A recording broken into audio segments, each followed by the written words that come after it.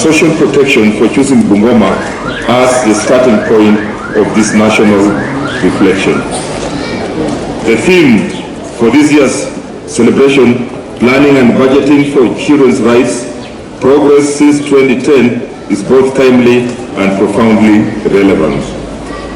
Our peers and distinguished guests, on 16th June every year, we gather to remember the brave children of Soweto, South Africa, whose courage in 1976 ignited a global movement for the protection, participation and prosperity of the African child.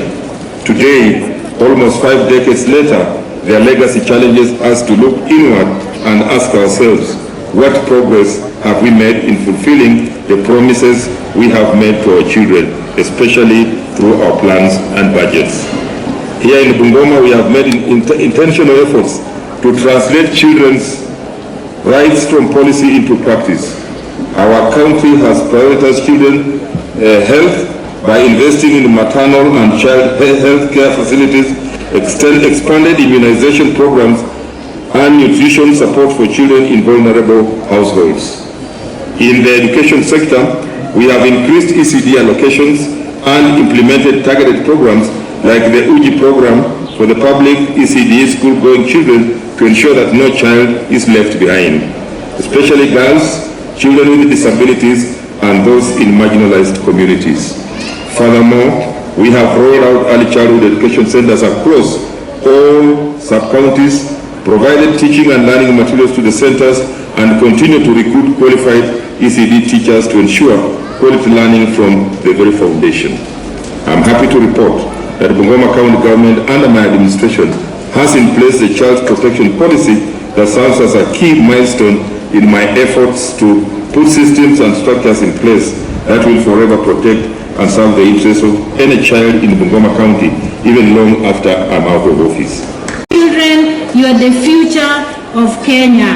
I therefore give my commitment as the PS in charge of children welfare services that we will work closely with the National Treasury, we will work closely with the county governments, we will work closely with partners and the children leaders to ensure the planning and budgeting for children is well informed in terms of data. We want to continue updating the number of children we have in our institutions, the number of children in terms of their needs.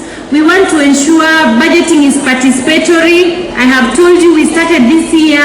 We will continue every year. We ask our children what they want so that this budgeting is participatory.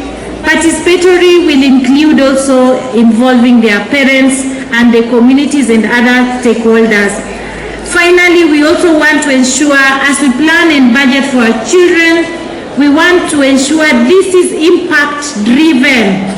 It is focused on real results, so that if we plan now and budget, we want to evaluate what are the results of our budget for children. So let's join hands together and budget for our children. Strong foundation on policy and legal frameworks that uphold children's rights. You have heard that we do have a law, Children's Act 2022, which specifically has been passed to ensure all rights of children are upheld in this nation, and to ensure we align this with the international standards such as the UN Convention on the Rights of Children. Therefore, as a country, we are a child-responsive nation to ensure the rights of children in terms of rights to basic education, rights to healthcare, rights of children as prescribed in the Children's Act are upheld. And the government continue to address children needs and ensuring adequate funding. For example, our government has prioritized budgets under the Ministry of Health. There is adequate budget on healthcare to ensure our children receive basic healthcare.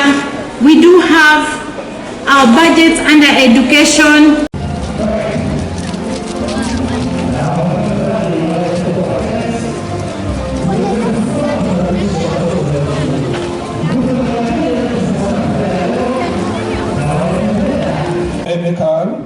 To give his welcoming remarks. Right Honorable Ken Lusaka, Your Excellency the Deputy Governor,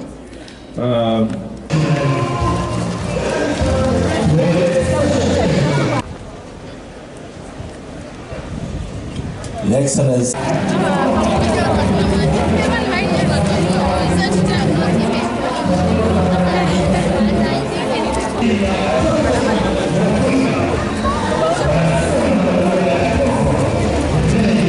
Tena, mimi naitwa Ben Emachar, waziri ya Bungoma High School, hatari sana.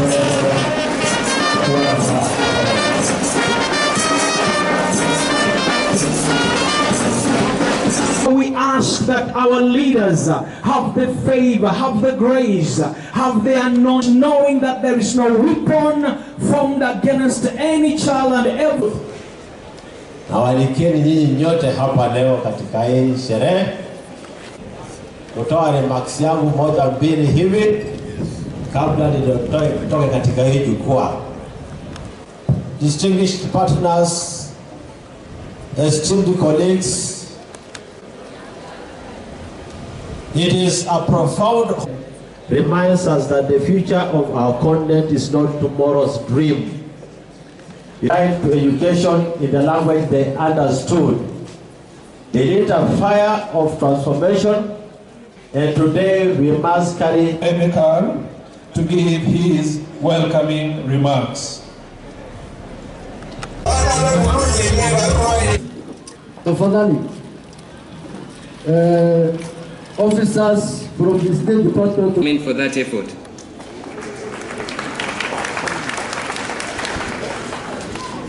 The national government has revolutionized the education sector.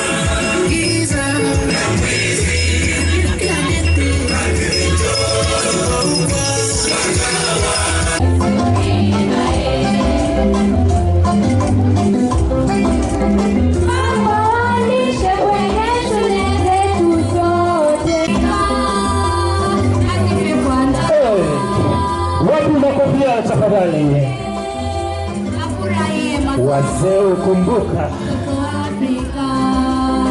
au sio?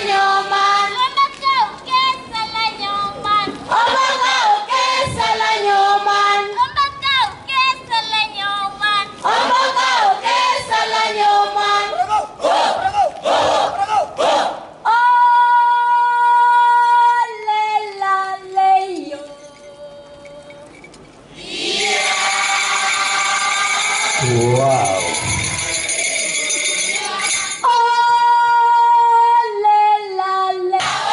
Tuwapatie makofi tafadhali watoto wetu.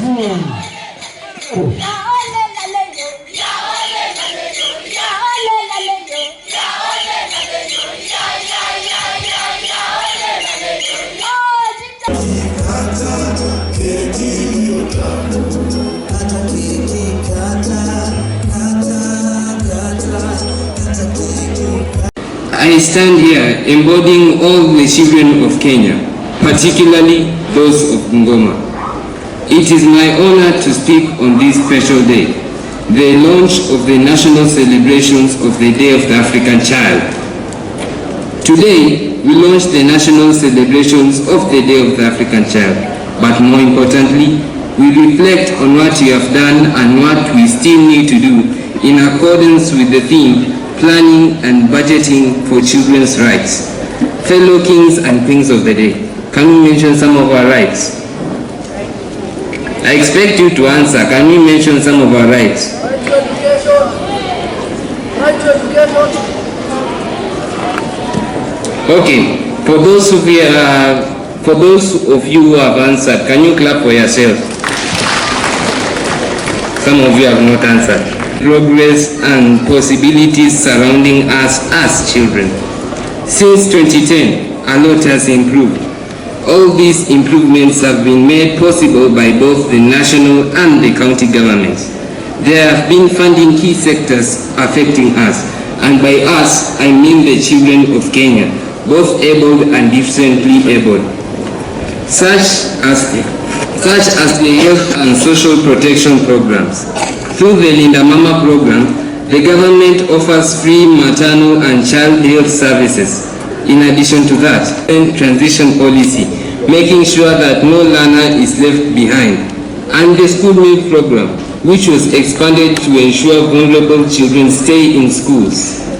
A number of counties across Kenya have also embraced the feeding. I stand here to challenge the Parliament to think on how child-friendly our planning and budgeting truly is. Let us be heard in school boards, youth parliaments and budgeting forums.